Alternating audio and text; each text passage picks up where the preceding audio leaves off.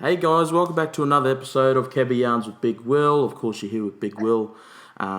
Just want to say, of course, acknowledgement of country. This one's being recorded. This episode's being recorded on Bindal and Walgarookaba country. And pay respects to elders past and present. Just checking on the YouTube page at the moment. I'm reaching about 44 subscribers, which is good. Also getting a few compliments on my social media. So thank you to all the listeners and all the support I've been getting very recently, and as well the continued support I get. Today's episode, guys, what I wanted to yarn about today is walking in two worlds, basically, and that's the sort of the base topic. But the two worlds I want to talk about is, of course, being Aboriginal Torres Strait Islander and/or Torres Strait Islander, but also a member of the LGBTQIA plus community. And yeah, like I said, walking in both worlds because it's very unique to be Indigenous, First Nations, but as well it's also very unique to be part of that other community where, very marginalised, of course, in not just Australian society, but any Western society, because the standard will always be straight, white, male, aged, 25 to 45 or whatever. So definitely those who walk in both worlds are will face some struggles, or mostly struggles all the time, of course, depending on their story and their history. But of course, with that being said, I'm not going to be talking about this alone because, of course, I'm not part of, the LGBTQIA plus community. So I have a special guest with me today, musician Kaylah Truth. Very honoured to have her on the show. And of course, very honoured to be able to hear her story and her, her walk of life, being both Aboriginal, but as well as being part of that community as well. So, Kaylah, thank you for joining me. First off, I just have to ask, just who's your mob and where you're from? Well, thanks for having me. It's a pleasure to be yarning to you today.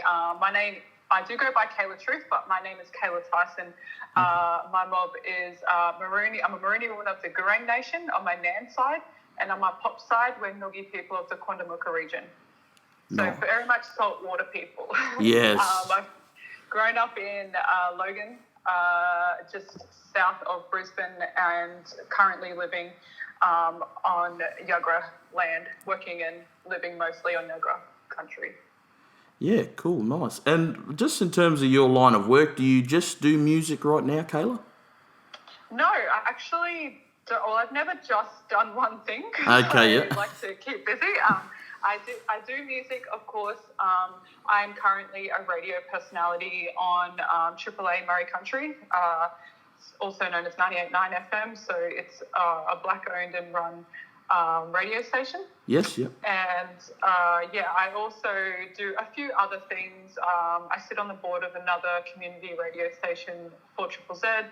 I've been involved in being a judge for the hip hop and Indigenous categories for the Queensland Music Awards over the last few years. Nice. And I'm also an ambassador for Queen Mode Collective, and more recently I'm part of a team in a new space that not a lot of mob are in yet, but in the NFT space. So I'm working with a startup company called Trillionaire Thugs. Yeah, I was, it's something that I've read up on in terms of NFTs, but yeah, I saw stuff on your Instagram page. I'm thinking it's always good to learn a few of them new things that's coming through. And as well for you, Kaylah, just I guess just explain as well your pronouns, your sexual orientation. How do you identify in that aspect? I identify as a proud bisexual woman, and my pronouns are she, her. Yeah, cool. All right.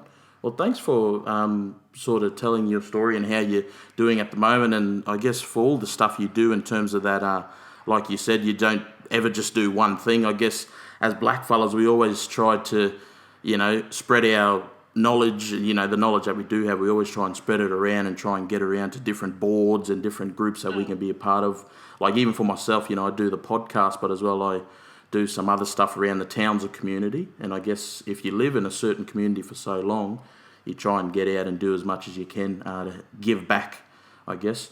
Yeah, absolutely. And I think it all comes down to like a bit of the each one teach one thing. You know, we absolutely live by that in our communities. And I think like, because I'm the eldest grandchild in my family, so everything that I get the opportunity to learn, I always want to pass it on to, you know, my younger brothers and sisters.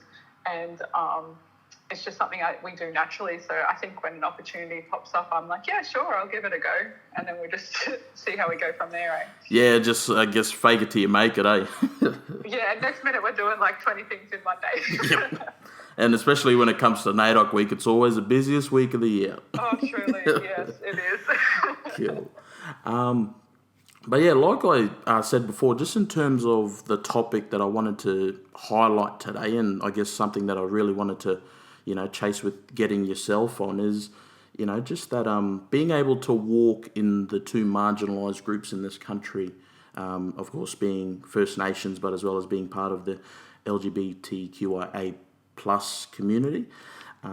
So I just want to get your story and how you, I guess, started out. I guess probably that's not the right wording, but how old were you when you first came out, Kaylah? Well, it's interesting because when I was younger, and still to this day, I feel like I didn't really particularly have a coming out story in the earlier days. Yep. I had a boyfriend for a bit, and then I had a girlfriend, and I guess my family and my friends were just like, oh, okay, that's what you're doing, you know what I mean? Mm-hmm. So I definitely had great support from my family and friends. You know, earlier on in my life, my nan took myself and my cousin on a trip to Sydney. This was when I was like 13, and the Mardi Gras happened to be on at that time, and my nan was like, oh, do you want to come on, we're going to go to Mardi Gras today. And we were like, isn't that for gay people? Mm-mm. And she goes, yeah, and there's lots of mobs that are gay, so we're going to go support them. And I don't know if, like, at that time my nan had a bit of an inkling that maybe I wasn't heterosexual. Yeah. I didn't know yet, obviously, but yeah, I'm just glad that she exposed us to that big celebration of love. And for me, I guess moving through, like, you know, finding myself and realizing my sexuality later on, I just felt comfortable to do that. And I think the way that I was raised and surrounded by love, that I didn't really need to question, you know, whether it was, I guess, a big deal or not, you know. But of course, as people in our community know, you never really stop coming out. Like, you continue to come out. You come out to new friends, you know, you come out in a workplace. For me, I actually was very much open about my sexuality in my life, but when I started making music, I didn't really come out in my material until much later on in life. And by that point, I was already engaged to a woman at that time. And it was the first time that I'd actually shown like representation of me being in love with a woman then. So, you know, it's just, and I remember actually being really nervous about that, which was interesting to me even then. I was like, okay, what's going on here for me? Because I think that I'm quite confident and comfortable in myself. So for me to have that kind of nerves, I guess, it just goes to show that we might get in a comfortable, you know, environment where we can be ourselves, but when you have to put yourself out there again to people who you don't know and don't know how it might be received, it can be scary, you know, like Yes. My music's out there for the whole world to see. And I'm assuming, like, I haven't faced it yet, but I'm assuming there's probably some countries that I wouldn't be allowed to go into because of my music video, you know? Yeah. And not that I'm really doing anything, I'm just, you know, cuddling up to my woman who at the time, yeah. Yeah, and that's the thing too, like you said, not going into other countries. There are still countries, you know, in this modern world that still outlaws, you know, same-sex marriage, but even just same-sex relationships. So definitely get what you mean there. But as well as you were saying about how, you know, you're very confident and you're out there in terms of your sexuality and pretty confident in that. But however, you were saying something around that, you know, you get nervous sometimes when telling new people, or you still get those nerves when telling your story. Could that stem from, I guess, still there's that stigma that is attached to being part of the LGBT community? Yeah, definitely. Yeah. I think that I've found more in recent days, like, putting myself out there again in the dating world. And it might not necessarily be the person that I'm talking to, but, you get to learn that there are certain other cultural backgrounds. And even like with our community, with the Black communities as well, Yep. Traditionally, it hasn't always been seen as the right way, you know what I mean? So you start to learn what other communities are out there where maybe they're, you think, oh, if I go home and meet this person's family, what do I have to deal with? How's it going to be taken? And you start asking yourself all of these questions, and it might just be an assumption, but I think it's like a survival thing that we do where we have to gauge the environments that we're about to walk into and prepare ourselves for, I guess, whether we need to defend ourselves or just whether we're going to be safe, really. Yeah, and just mentally prepare for anything that could come at you in that space, for sure. Yeah, definitely. Yeah. And, I've been, like I said, my family is pretty good with me my whole life.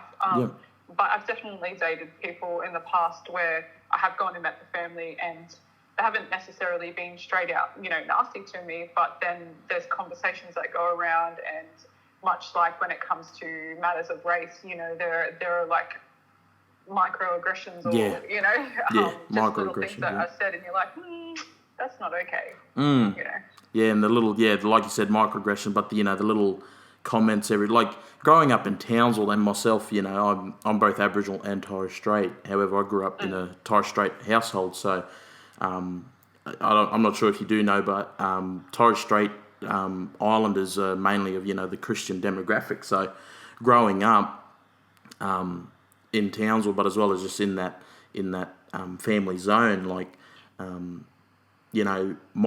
mother, I was raised by a single mum, but she was all right. She was sort of like she's the middle child. She was the outside. She was always the rebel. So she always had, gay friends, lesbian friends, and they always used to come over. I called them auntie and uncle. So that was what I was exposed to.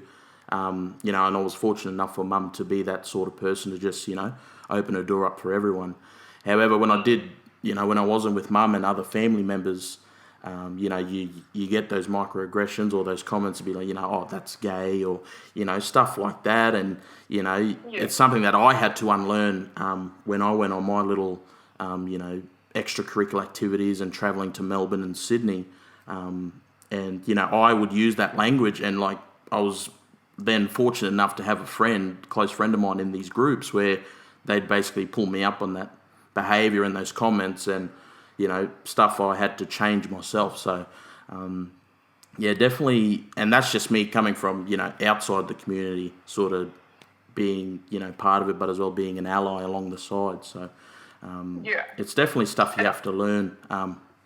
And, with everything else in terms of different than pronouns, it's like you said, the coming out story, it's sort of ever flowing, but as well as the learning journey is also ever flowing, being on the outside.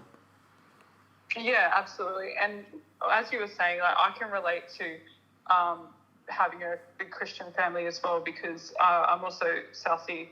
Yes, and we, Nan's mum has, like, there was 14 siblings, and like they all grew up in a church, and I took myself to church right up until being an adult, and I don't, I guess I'm, like I said, I'm quite confident and comfortable in who I am, and I think I'm very, very lucky for that, because I know that, people don't always feel comfortable in a space where that these are the kind of conversations that are happening around you that actually relate directly to your sexuality. Yeah.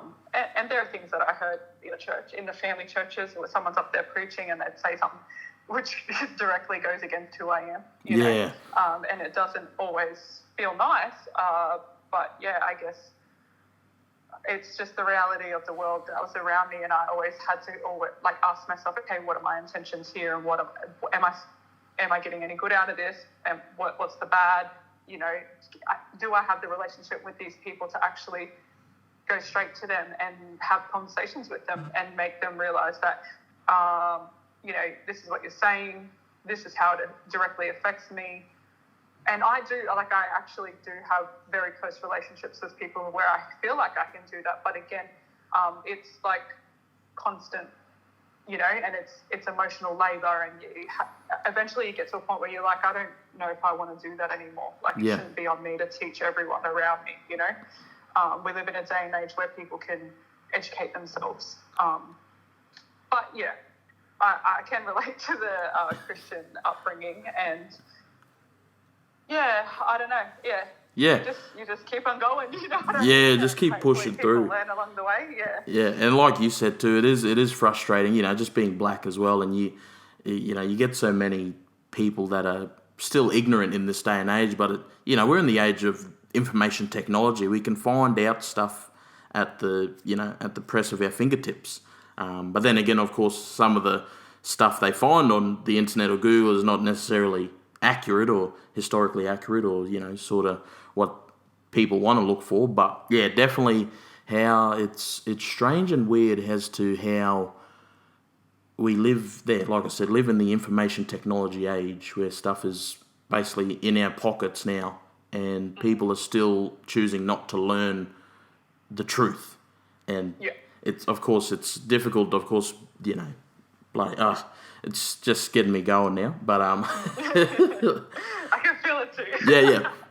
Feel it through the microphone. Yeah. Yeah. But I guess that then moves on. You were saying there, like, you went to church, and of course you had that, bit of struggle there in terms of the language they used or the words they used, during preachers or sermons. I guess I just want to go into then, what kind of struggles, like other struggles, did you have to face, whether it's professional or personal, depending on how you want to share, Kaylah. But what are some of the struggles that you had to face walking in, very two marginalised groups in Australia? Yeah, look, I think being black, for starters. Yes. Because I'm, visually, I have, well, at the moment, I've got brown skin because we don't have much sun down here. Yeah. But I'm definitely, when I present in a room, I'm definitely not seen as a white person. You know what I mean? And they might not know what my nationality is, but they know I'm not white. And for me, that is something, just as you would know, wherever we walk in this world, people might look at you a certain way. There might be those microaggressions that get thrown around. Some people don't realise that I'm Aboriginal, and they'll say some ignorant stuff about blackfellas, and it's not until I pull them up that they're like, so what, are you Aboriginal, are you? And I'm like, yes, I am. I'm very proud to be. And they're like, oh yeah, but you're not like the other ones. You're not like the others, yep. Oh, you can talk properly.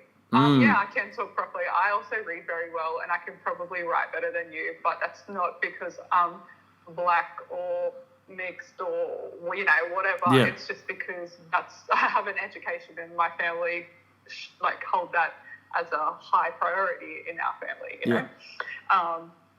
But yeah, it's just all those little things. I think for me, the blackness it's something that I walk through the world and be very proud of. And we were taught our culture from day dot. So that gave me a lot of strength, and I already knew that no one could take that away from me. You know what I mean? Mm-hmm. But it didn't mean that we didn't still face stuff.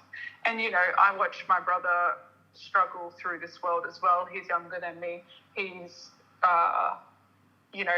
he looks as in colour palette, he looks blacker than me. Yep. And he's a black man, and he definitely has even more struggles than me, I would say, because there's that level of colorism as well. Yes. That people aren't even really aware exists so much in this country, and it definitely does.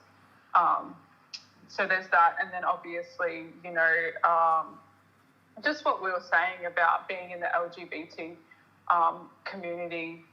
I feel like whether it's being black or bisexual for me, you almost, because you are a genuine person and you want to see change, you take on board all of this responsibility to learn and find a way to articulate information so that you can then teach people to be better, you know. But like I said before, that can be tiring because it's constant emotional labour. Yes. So I guess the struggle for me was like finding a balance on how do I look after myself and still show up and be a voice for my people in all of the communities, and be okay with doing that, but also knowing when today ain't the day for me, you know? Yeah.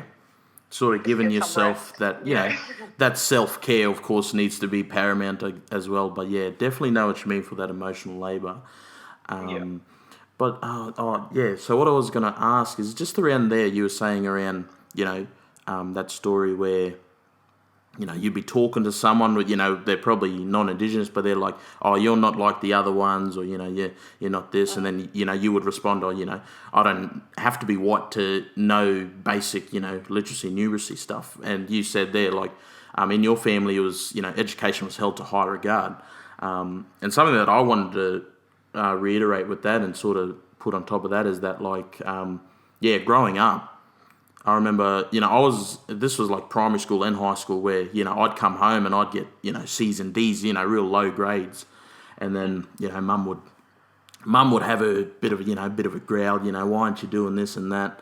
And then she'd then turn it around then and she'd be like, look, you know, she'd say it like this, she's like, when you walk into a room at school, you're probably the darkest kid there.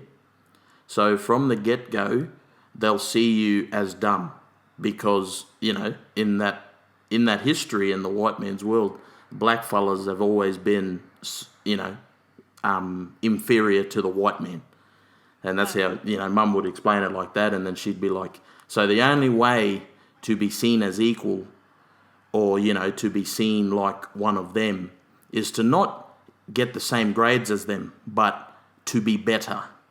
To push yourself to beat them at their own game. And definitely, yeah, like you said there, because I, you know, myself, I'm, you know, a dark-skinned man and living in Townsville. Townsville is pretty, you know, it's a community where it's, you know, high in the white population. So everywhere I go, whether it's down the shops or I'm at work or, you know, just walking around the community, I'm always going to be that anomaly, I guess you could say.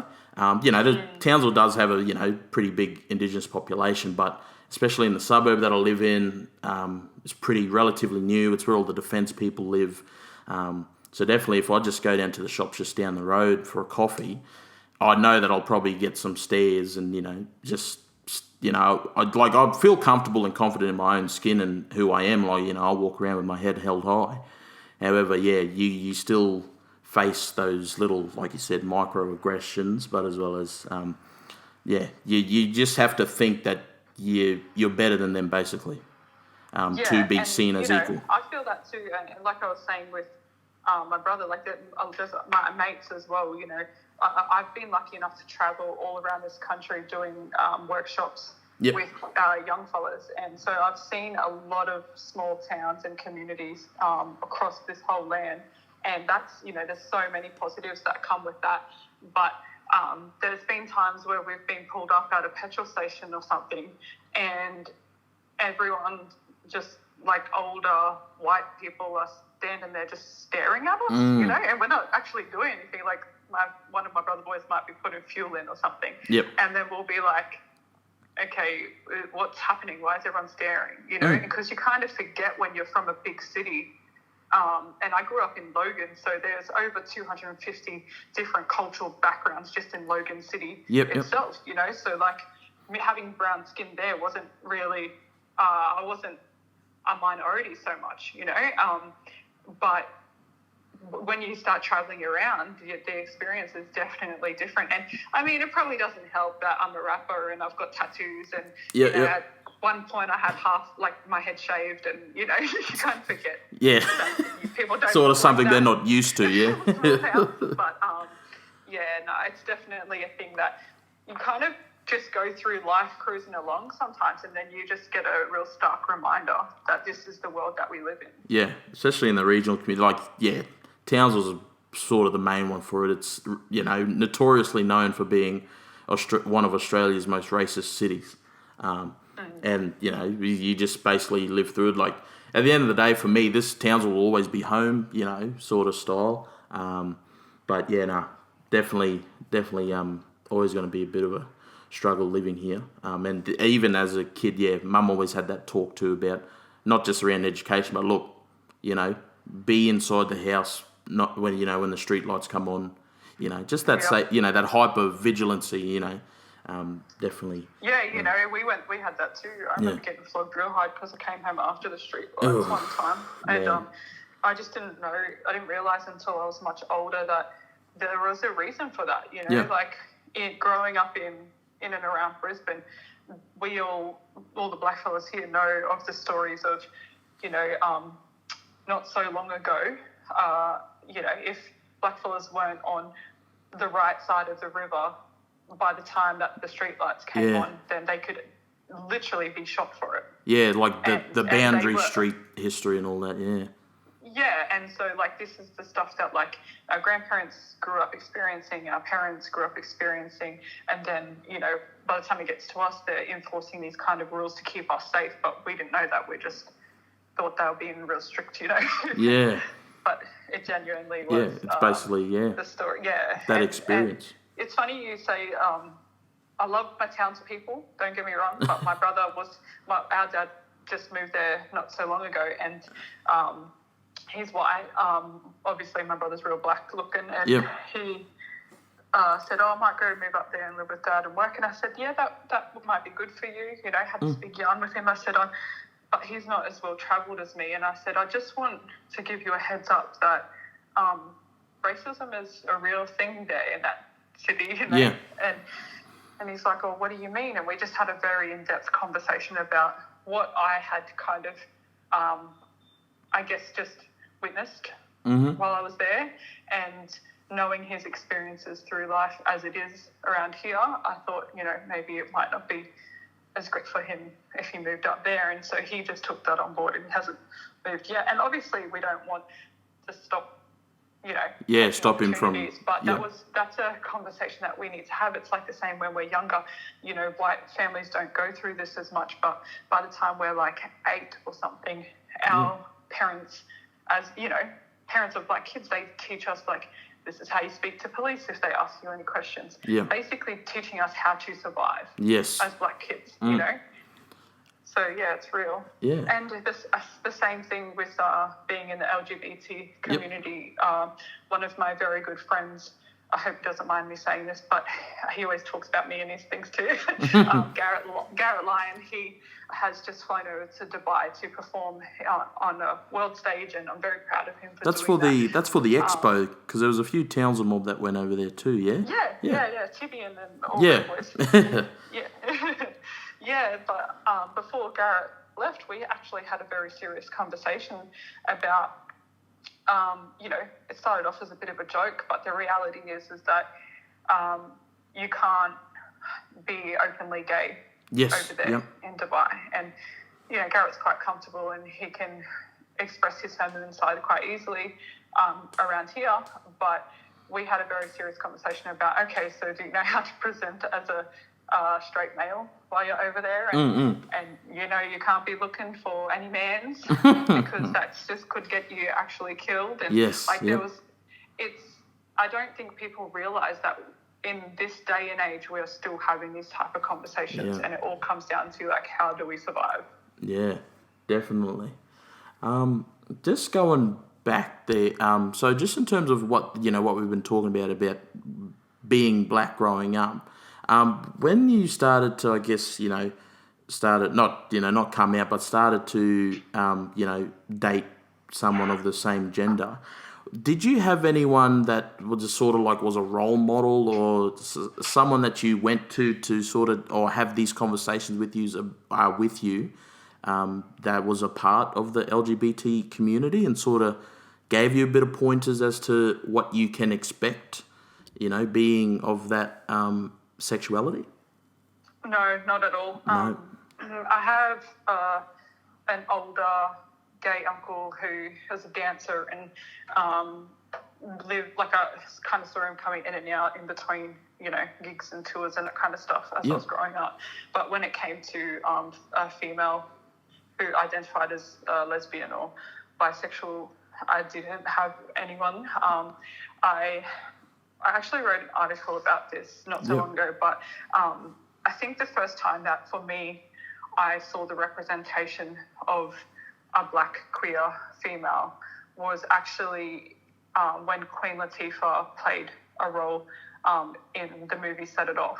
Yes. So by this point in my life, I was very much into R&B and hip hop, and when it came to seeing black representation, I didn't see any of that on like TV, with Home and Away and all of that. So I used to get up early and watch music videos, because in the 90s, that's what we saw a lot, was R&B and hip hop, and I very much saw versions of people who look like me or my mum or my aunties and uncles in hip hop music videos. And in another country, I saw Queen Latifah by this time, and then she did that role in Set It Off, and I think that's my earliest, what I can remember, the earliest point in my life where I saw the representation of a black queer female on television. It was a character, but something that I definitely have kept with me, along in my life. It was the first time I saw something. I was like, oh, okay, so I can do that. Cool. Yeah, and it's crazy to representation matters in all media, whether it's social media, TV, or anything. But sort of going off what you said there, you even see like there's a video going around, the new Disney movie Encanto that's just come out. There's a video of like a young Mexican girl. I'm pretty sure she's Mexican, or South American, and she's got the big glasses. She had the curly hair, and she was seeing the Mirabel, the main character of the movie, and she was pointing at the screen, and she was saying, oh, Mum, look, it's me, and stuff like that. It was heartwarming, but then people don't realise that representation on television and in children's shows when we're young, it really goes a long way. Even like it really, really does. Like even for myself now, you rarely see, black men on television. But even same thing with Encanto, the effect that it had on me was, one of the male characters, he was a dark-skinned man, but the curls he had and the facial hair that he had was like, hey, look, I'm in a movie. I even had that same effect as if, he's singing, he's dancing, he's being himself. Encanto had a bit of a thing on me too. And, the fact that it's so far along now, the movie's only come out just last year. It's crazy how long it has to take for, at least just one character, whether it's a main character or, a side character. It does go a long way in terms of just seeing yourself in these movies or television shows.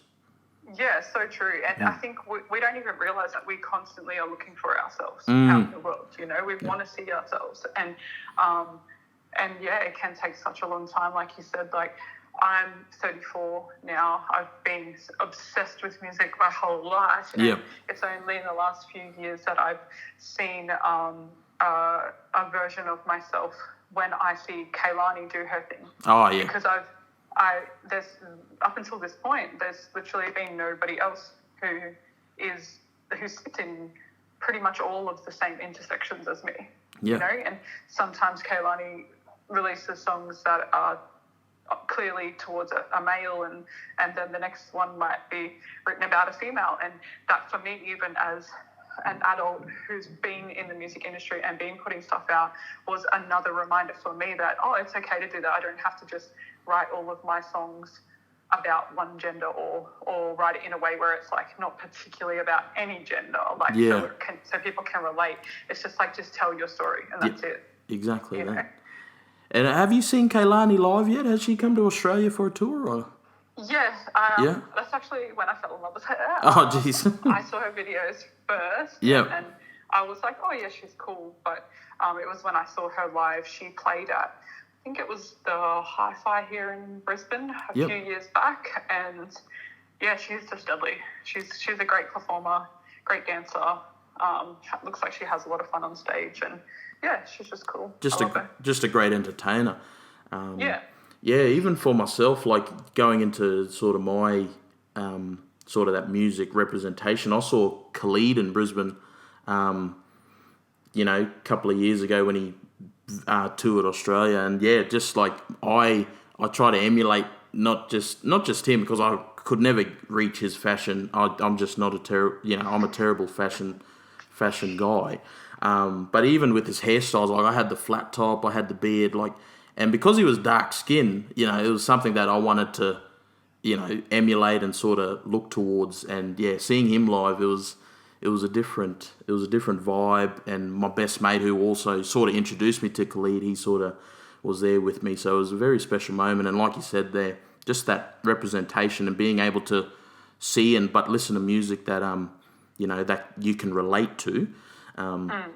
It's definitely something. Khalid, he's one of those musical artists that portrays a lot of stuff from like the sad love stories and being growing up and having someone and then not having someone. Yeah,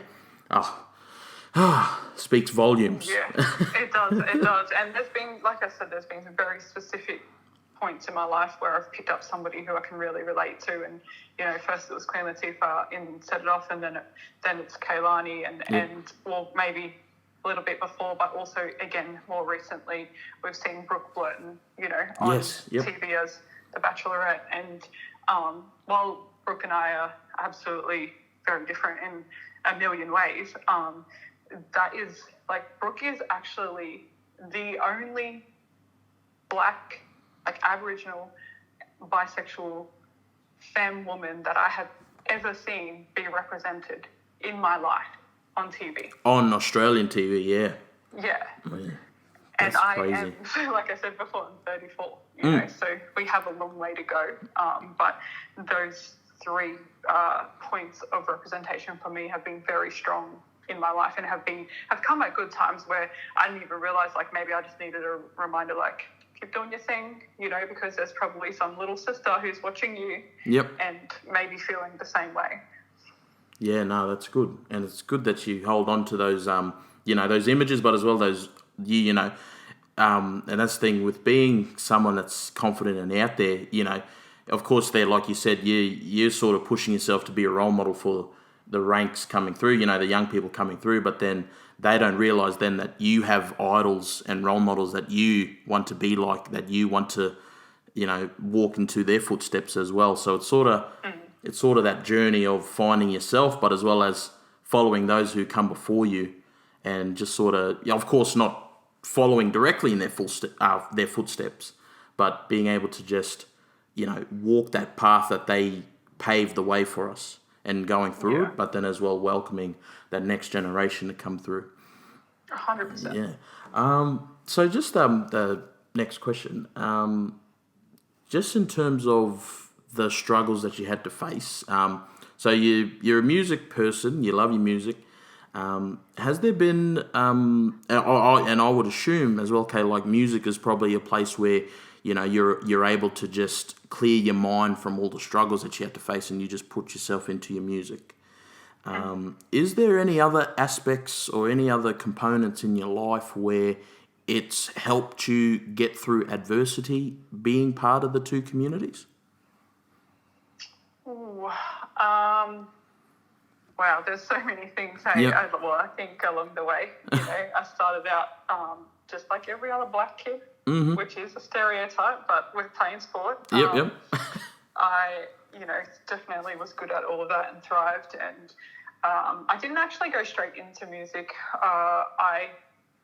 Fresh out of school, I went to uni to be a HPE teacher, and then I was like, I need a break, and I actually got my first job at the radio station. Nice. That I'm working at now. I've come full circle, actually.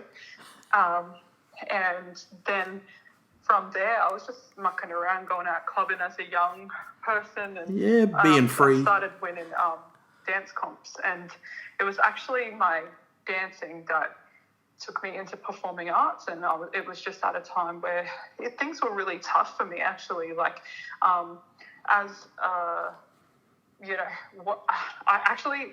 I'll just touch on this quickly. I launched a campaign when I was 24, and it was following an incident out in Logan where a young black fella was killed on the train tracks. And I sat there and for my lifetime, I've already been to over 40 funerals at the age of 24.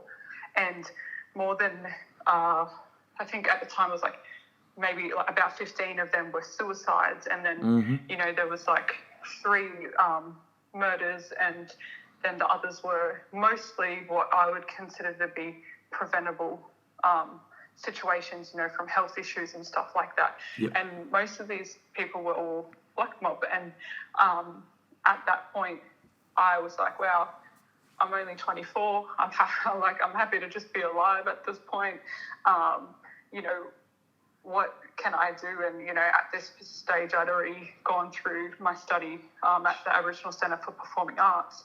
And I really just moved through life thinking like, I don't even know if I thought I was going to be alive each year. Yes. You know, it wasn't something that we outwardly spoke about, but as young black people and the world that I grew up in and what I'd seen, one of my best mates was murdered when we were 14, and I was supposed to be hanging out with him that night.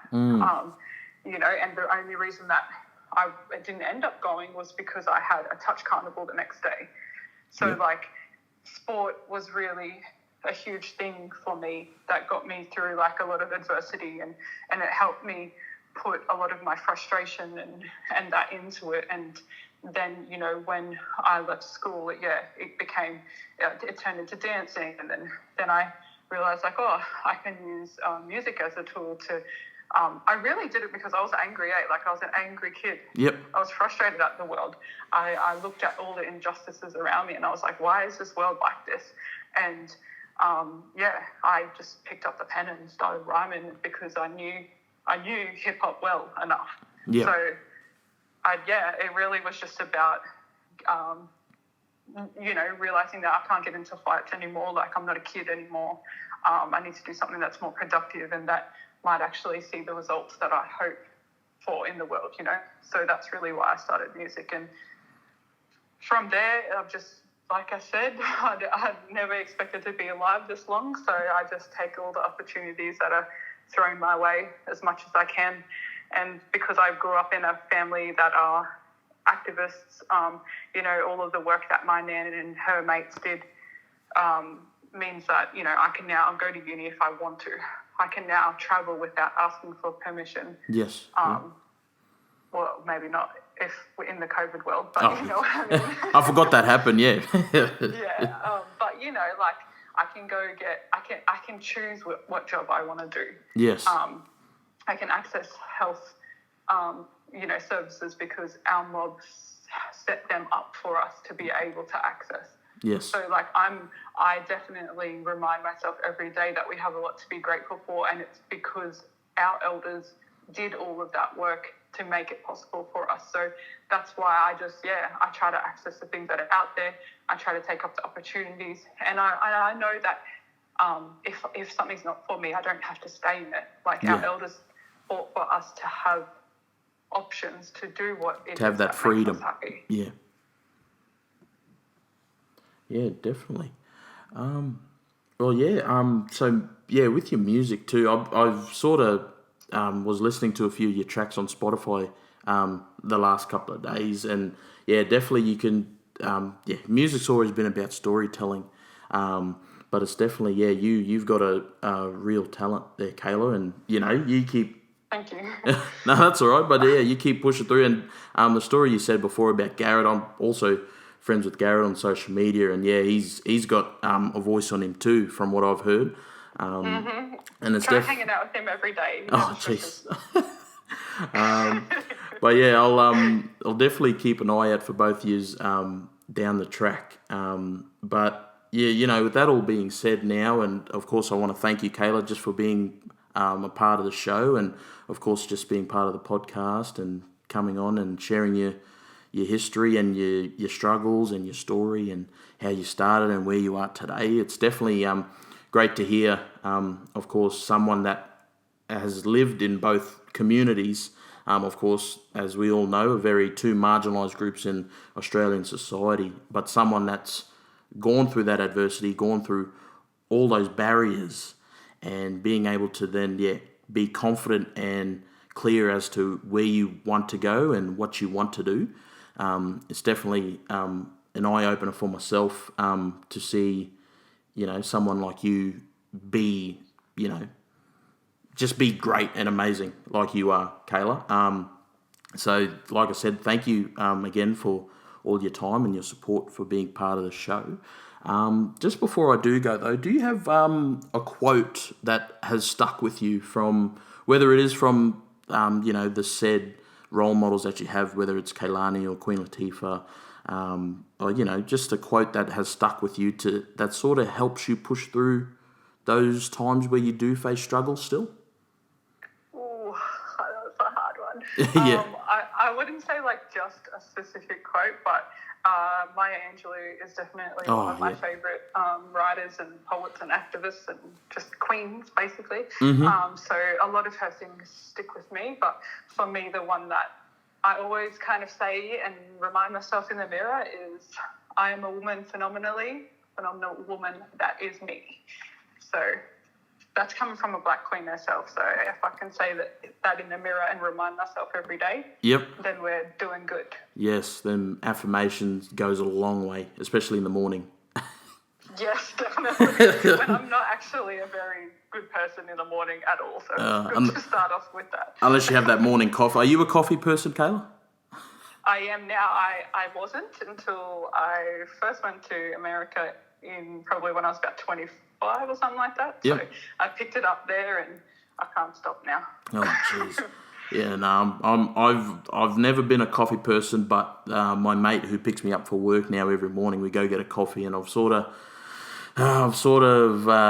succumbed to the coffee trend, and I'm sort of need one every day now, which is ridiculous.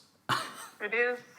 Welcome to the coffee world. You can never leave. Oh no, I'm more of a tea person though. I want to get back to tea. Oh God, you do that. We'll have to catch up for a cup of it. Oh, definitely, especially when you're up here or when I'm down there, definitely. Or when you're down here, either one, whichever one happens first. Well, my mum lives in Brisbane, so I'll probably am due for a visit down that way, and of course I got plenty mob down there too, so definitely a trip down to Brisbane does sound alright, because I'm getting sick of this place. Bless you. Well, let me know when you're hitting up, and thanks again for having me. I really appreciate it as much as you do, and the fact that you're putting in time and energy to create a space for all of us mobs out there with all of our different stories, to just have a yarn and do it like our other people did. Sit down, have a yarn, get to know each other. I hope we never stop doing that. So thank you so much. Thank you, Kaylah, for those words. But thank you. It's sort of, the feeling's mutual, of course. I've been saying thank you all week whilst I've been yarning you on Messenger, and definitely very honoured and privileged to have you on the show to, of course, shed light on, being part of those two communities, because it's definitely something we can not just educate, the non-Indigenous mob about, we do have mob in both communities, but as well educate those mob within our communities that don't necessarily know that, we have mob in both communities as well. So, and that's, I guess I told you at the start too, this is sort of this episode that I wanted to shed light on, that the fact that we have people not just, within the communities, but, more specifically within families that we have that are part of both communities, the being First Nations as well as LGBT. It's definitely, we have to keep an eye on and, keep those ones safe, because the fact that, they can't help it that that's who they are.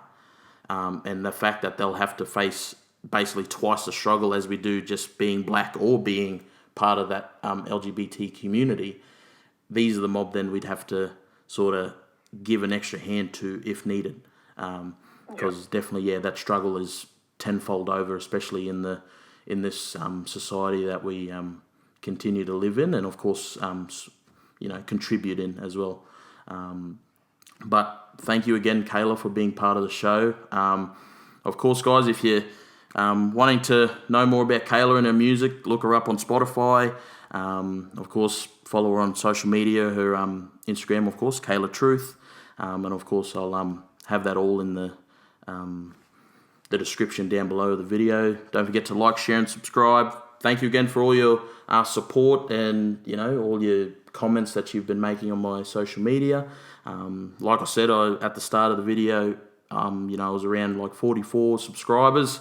I'm hoping to get to 50 by this week. So 6 more. Do you think we can get 6 more, Kaylah? Oh, we can do it. I reckon we can get more than 6 for you. We'll just start with 6, baby steps. don't want to aim too high yet. Aim high, my brother. But yeah, thank you again, Kaylah, and thank you again for all those mob that are tuning in. Peace and love, and big SO.